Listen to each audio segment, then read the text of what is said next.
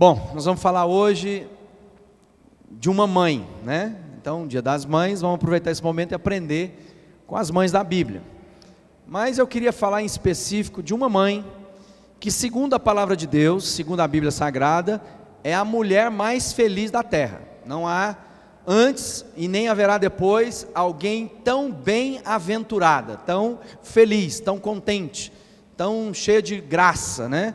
Que é justamente a mãe do nosso Salvador Jesus Cristo, Maria.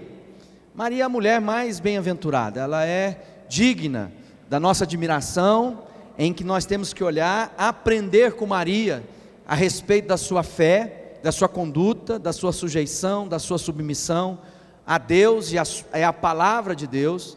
Maria, que é mãe de Jesus, apesar de Jesus ser Deus entre nós, Maria não é mãe de Deus, como muitas vezes é colocada. Maria é mãe de Jesus, é a mulher que Deus usou para gerar o Filho, quando Deus se faz carne e habita entre nós, Cristo Jesus. Maria é uma mulher sujeita às mesmas paixões, erros, acertos, como qualquer uma das mulheres, mas de alguma forma Deus encontrou em Maria a mulher que havia de gerar, né, o fruto de salvação, que é Cristo Jesus. Havia uma promessa, se a gente lê no Gênesis, quando o homem cai, havia uma promessa de que um dia, da mulher, da virgem, nasceria o Salvador, e esse Salvador pisaria a serpente, a cabeça de Satanás. Então havia sempre o quê? Uma promessa da parte de Deus, que através de todas as vezes que a gente olhasse para uma mulher grávida, haveria o quê? Esperança. Esperança de quê? De salvação, de cura na nossa vida. Então a gestação, por isso que o diabo trama desde sempre matar crianças ainda no ventre.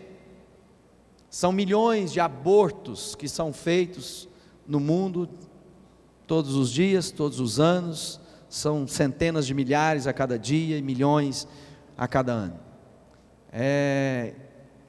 Por quê? Porque o diabo quer matar a criança no seu útero, porque havia ali a promessa de esperança, de paz, que todas as vezes que alguém gestasse, havia um sinal de que Deus estaria renovando a sua aliança conosco, trazendo esperança ao coração da humanidade. Quando a gente abre a sua Bíblia em Mateus, no capítulo 1, no Evangelho de Mateus, São Mateus escreve no seu Evangelho e descreve de uma forma muito bonita a respeito do primeiro confronto. Eu queria ler em Mateus e depois a gente vai ler uma porção que está em Lucas e vamos discorrer e aprender juntos daquilo que pode se tornar prática na nossa própria vida, o que a gente vai aprender com a vida de Maria e como isso pode repercutir na nossa vida. É bom lembrar que Maria é uma figura. Semana passada a gente falou sobre Moisés, que é uma figura, e hoje a gente vai falar de Maria, que também é uma figura. Qual a figura de Maria? Maria é a igreja. Quem é Maria? Aquela que Deus escolheu para gerar, pelo poder do Espírito Santo, filho. Quem é a igreja? É o útero, o ambiente onde Deus, pelo poder do Espírito Santo, fecunda as nossas vidas, para gerarmos também o quê? Filhos e filhas espirituais. Então olhamos para Maria e aprendemos como igreja a nossa sujeição, a nossa submissão, a nossa devoção a Cristo Jesus. Então no capítulo 1 de Mateus, no verso 18, diz assim: o nascimento de Jesus Cristo foi assim: Maria, sua mãe, ia casar com José, mas antes do casamento ela ficou grávida pelo Espírito Santo. José, com quem Maria ia casar-se, era um homem que sempre fazia o que era direito. Ele não queria difamar Maria e por isso resolveu desmanchar o contrato de casamento sem ninguém saber.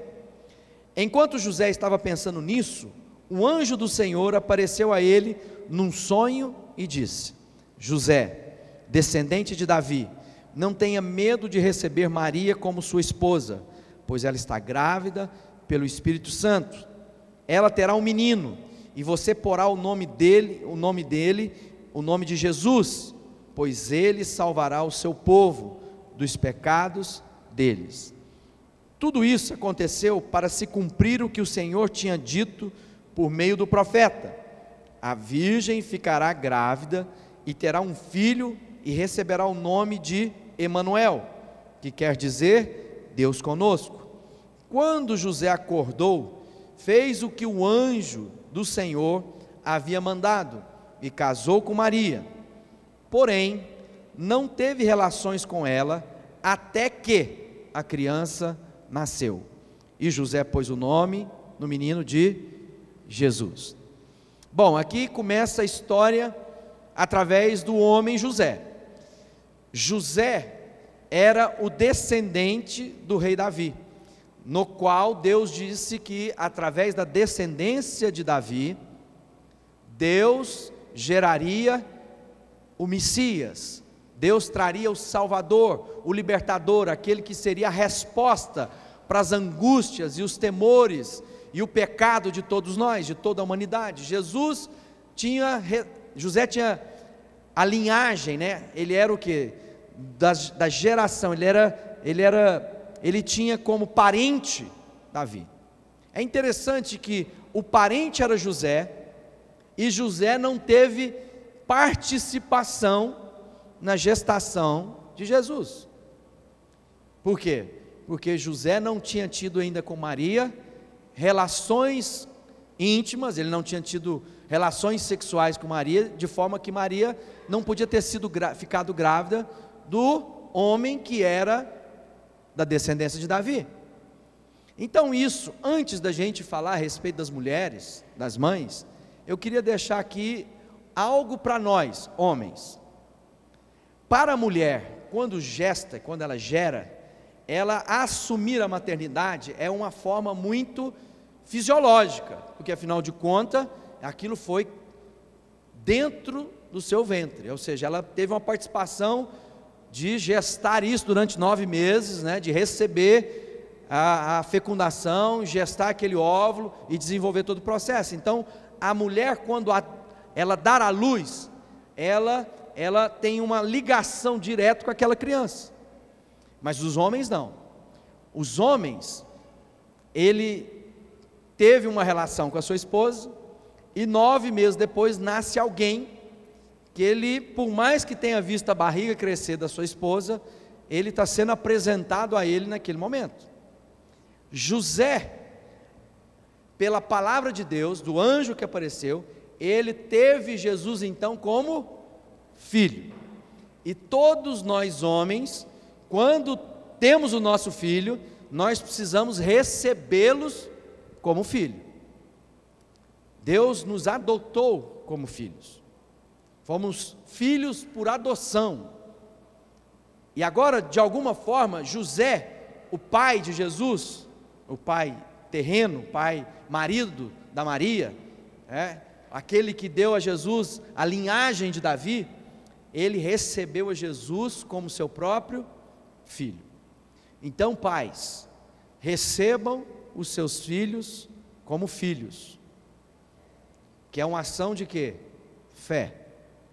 É uma ação de entender de Deus esse recebimento. E eu não estou falando dos filhos de adoção, estou falando de adotar os filhos da nossa fisiologia, como pais mesmo. Às vezes as pessoas falam assim, amor de mãe é diferente porque é fisiológico, mas amor de pai é fé, é algo que não, hoje a gente tem o DNA para ver, para fazer, antes não, era fé, sempre foi uma ação de fé, de adoção da nossa vida. Mas o interessante aqui, se a gente abrir lá em Isaías no capítulo 7, verso 14, diz assim, portanto, o mesmo Senhor vos dará um sinal, eis que uma virgem conceberá, e dará à luz um filho, e será o seu nome Emanuel. Isaías profetizara a respeito do nascimento virginal de Jesus.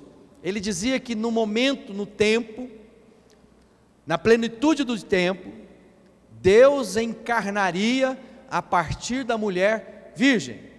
E o primeiro desafio, antes de Maria, foi o desafio para José também. Por quê?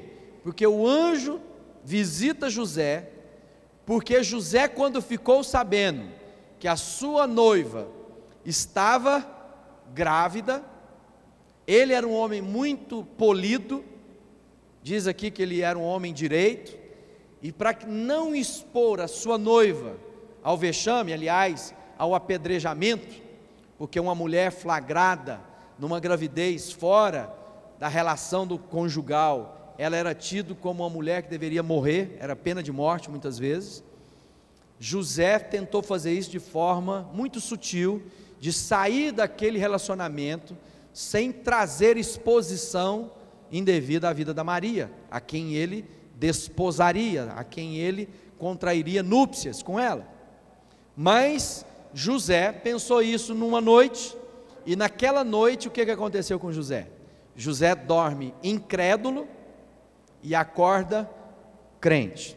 Então a primeira coisa, irmãos e irmãs, não tenham medo. Deus pode fazer um milagre na sua vida ou da vida daqueles que você ama em uma noite. Porque o José naquele dia estava o quê? José, está dizendo assim, José com quem Maria ia casar era um homem que sempre fazia o que era direito, não queria difamar Maria, por isso resolveu desmanchar o contrato de casamento sem ninguém saber.